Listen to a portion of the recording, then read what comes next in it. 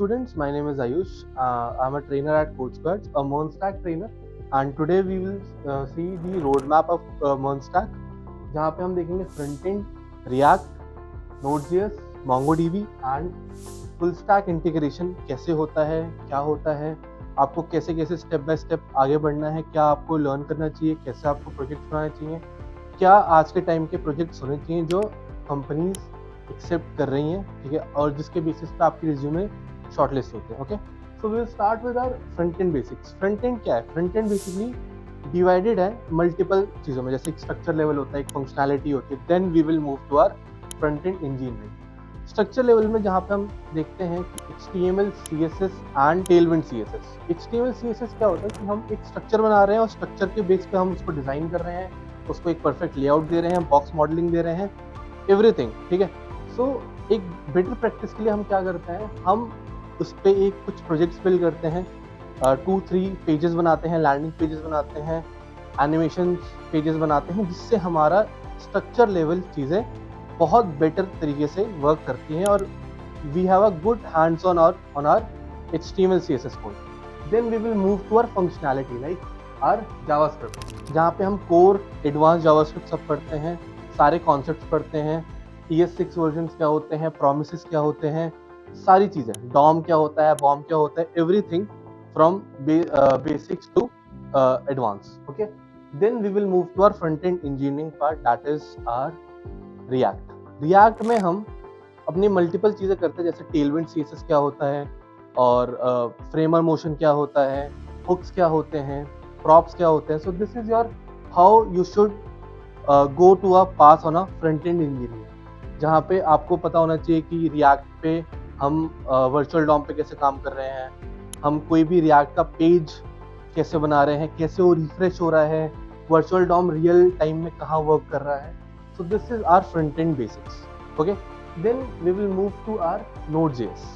Node.js and okay, in front-end basics and React, we always ensure कि आपके पास ना 4 to 5 projects हों जो आप एक शॉर्टलिस्ट कर सको अपने आप से और अपने रिज्यूमे में डाल सको. प्रोजेक्ट्स ऐसे होने चाहिए जिसमें आपकी इंजीनियरिंग पार्ट है, जिसमें क्लोजर्स का कुछ कॉन्सेप्ट आए, डीबाउंसिंग का कुछ कॉन्सेप्ट आए, थ्रोटलिंग का कुछ कॉन्सेप्ट आए, जिससे रिक्रूटर को थोड़ा ना एक एडवांटेज लगे आपको सिलेक्ट करने में. Then we will move to our Node.js. Node.js is our backend. Node.js is our backend, एक environment in which we work, like how our server works, what is clusters, what is thread, what is event loop, cluster कैसे काम करता है, cluster हमारे application पे कैसे work करता है, कैसे परफॉर्मेंस इंक्रीज करता है, दैट इज आवर Node.js. फिर इसी का एक फ्रेमवर्क है, दैट इज Express.js, जहाँ पे हम वेरी फास्ट एक सर्वर बिल्ड कर सकते हैं, बहुत आसानी से, बहुत तेजी से हम एक सर्वर बिल्ड कर सकते हैं, दैट इज आवर Express.js.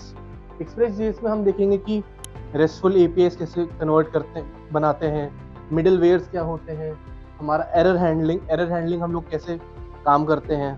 फिर हम कोई भी cloud, like we have ImageKit cloud, we have multiple clouds, हम वो क्लाउड कैसे हमारे Express.js के साथ लिंक कर सकते हैं, उसको कैसे अटैच, उसको कैसे इंटीग्रेट करें, and how are files, like files को कैसे हम ट्रांसफर कर सकते हैं ऑन आर बैकएंड, क्योंकि एक नॉर्मल डेटा को ट्रांसफर करना बैकएंड में बहुत ईजी है, लेकिन एक फाइल्स को, एक बाइनरी फाइल्स को ट्रांसफर करना on our backend is way difficult in that. Then we will see what is MongoDB, NoSQL, non-structured query language की NoSQL पे हम कैसे काम करते हैं, what is aggregation pipeline, what is collections, what is our connections, CRUD operation, everything. फिर Mongoose क्या होता है? Mongoose is very important thing because Mongoose एक कनेक्शन होता है सर्वर एंड डेटाबेस का. एक सर्वर है हमारे पास, उससे हमारा डेटाबेस कैसे कनेक्ट है, that is Mongoose connector. Mongoose पे हम कैसे काम करते हैं, Mongoose पे हम क्वेरीज कैसे लिखते हैं, सारी क्वेरीज Mongoose पे वर्क कैसे करती हैं, we will see in our Mongoose ORM. देन हमारा फुल स्टैक इंटीग्रेशन, सबसे इम्पॉर्टेंट चीज़, क्योंकि हमने front end, React, HTML, CSS, JavaScript ये सब अलग अलग सीखा, ठीक है. देन हमने नोड एक्सप्रेस अलग अलग सीखा, लेकिन अब हमारा सर्वर साइड और क्लाइंट साइड एक दूसरे से बात कैसे करें। लाइक इफ जस्ट सपोज हमारे फ्रंट एंड से एक फॉर्म आ रहा है, फॉर्म का डेटा आ रहा है, हमारे बैकएंड पे कैसे स्टोर होगा। कोई लॉगिन कोई रजिस्टर फॉर्म है, रजिस्टर फॉर्म से डेटा हमारे बैकएंड पे कैसे स्टोर होगा। फिर बैकएंड हमारे कैसे आइडेंटिफाई करेगा कि ये प्रीवियस डेटा है, न्यू डेटा है, कैसे आइडेंटिफाई करेगा। So in that case we introduce our full stack integration, that is our CORS. Full stack integration में हम करते हैं काम किस पे, कॉर्स पे, cross origin resource sharing. Cross origin resource sharing is like client का डेटा सर्वर पे जाएगा, सर्वर का डेटा क्लाइंट पे आएगा, एज एक वो दोनों एक दूसरे से बात कर रहे हैं, ठीक है। And also one thing in are backend there is very important topic, that is authorization and authentication and RBAC. This is what role based architecture, authorization and authentication.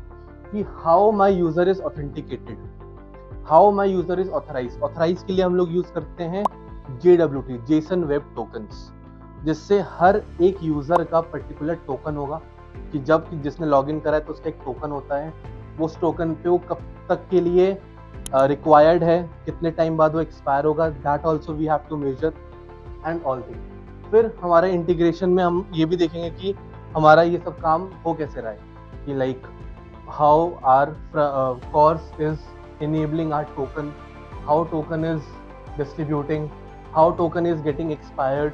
सो हमारे फुल स्टैक इंटीग्रेशन में ये भी रहता है। Then last is our deployment part. Now deployment part is like you can deploy free also, you can deploy on AWS server also, but before deploying you have to learn one thing, that is git version control.